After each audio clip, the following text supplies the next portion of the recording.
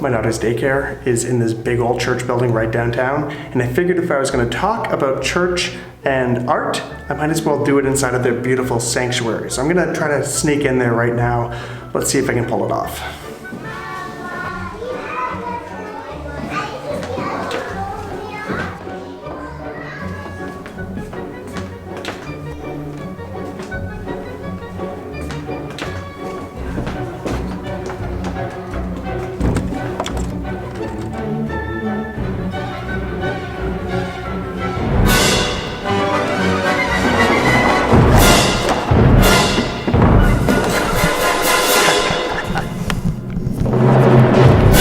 So this very old historic sanctuary is one way of making art together, but you can do this in all sorts of communities. Like the church that I pastor, we are much younger than this congregation, and we have less of a budget probably than they do. Since we started back in 2010, the church I pastor has often been described as a creative church, sometimes in a backhanded sort of way. That's really creative. We've been a mostly broke and far too disorganized church, and yet we've been able to solve all sorts of problems and make meaningful moments together just by the power of art. We've made videos using stop motion and buckets of bright paint.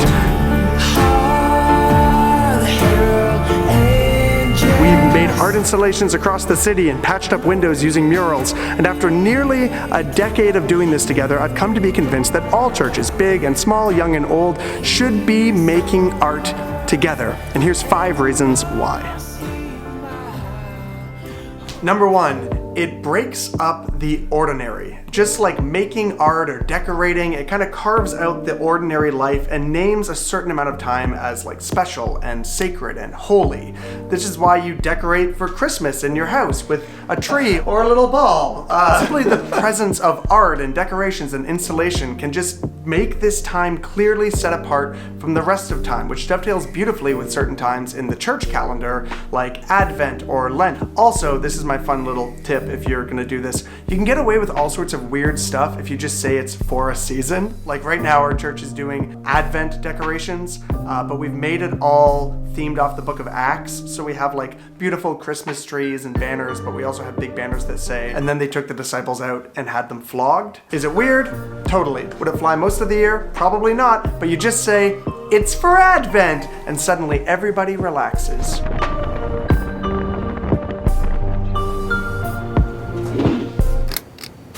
This is where we keep all of our old art supplies, in those tarps in the corner, and it's just a little bit murdery, but it does bring me to the second point why you should make art together as a church community, and that's that it helps us get by the rational, analytical mind so we can access those deeper parts of our soul.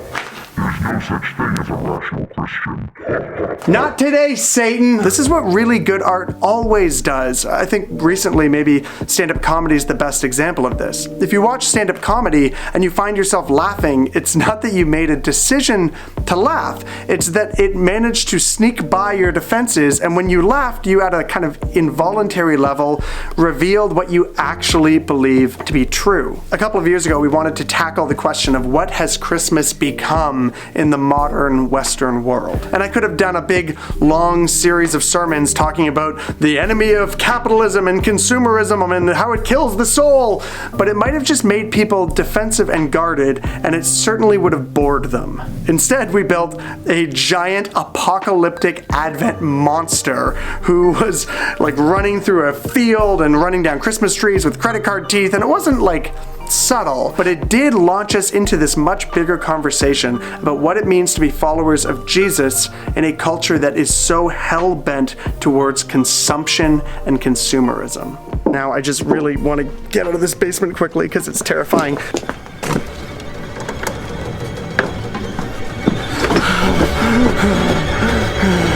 Gotta get out!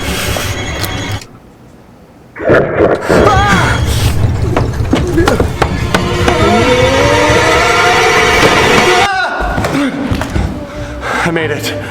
The third reason that the church should make art together is that it's a part of our history from like the Old Testament times when God was working with his people Israel, and they built this temple, and it was all very specific design structures and what kind of sculptures you'd have. Like, it was very artistic. And then even through to the New Testament, like we've got the early church, especially traditions like the Eastern Orthodox Church, where you have icons and beautiful relics that help people focus on their faith, which is not even to mention stained glass windows, which, let's just go back for a second.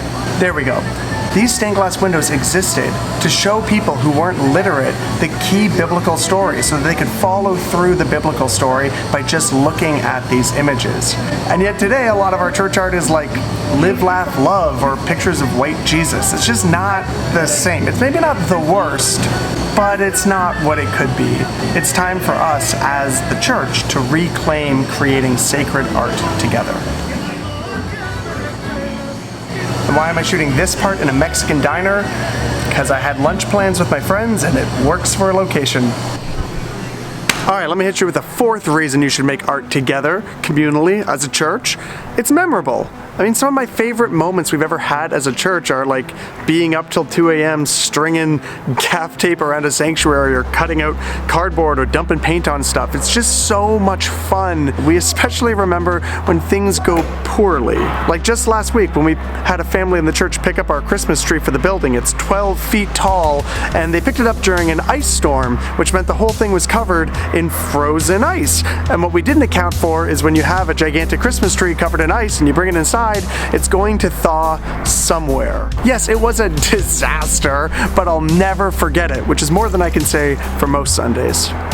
And the fifth reason that you should make things together as a church community is because it's participatory, which is another way of saying it's not very good.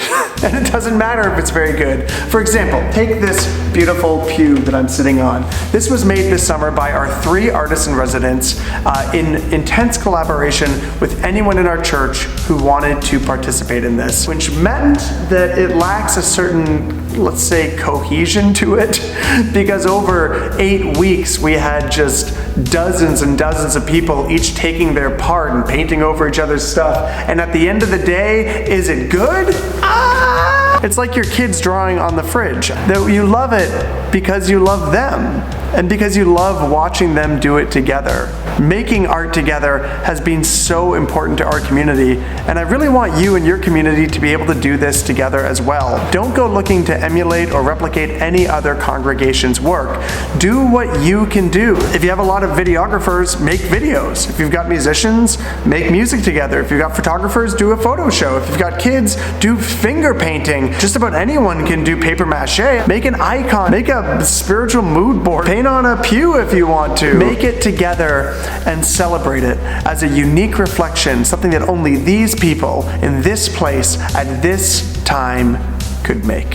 The only significant downside to making a lot of art is that your office might end up looking like Santa Claus puked everywhere. My co-pastor's been off for a couple of weeks, and she's gonna murder me when she sees what this place looks like.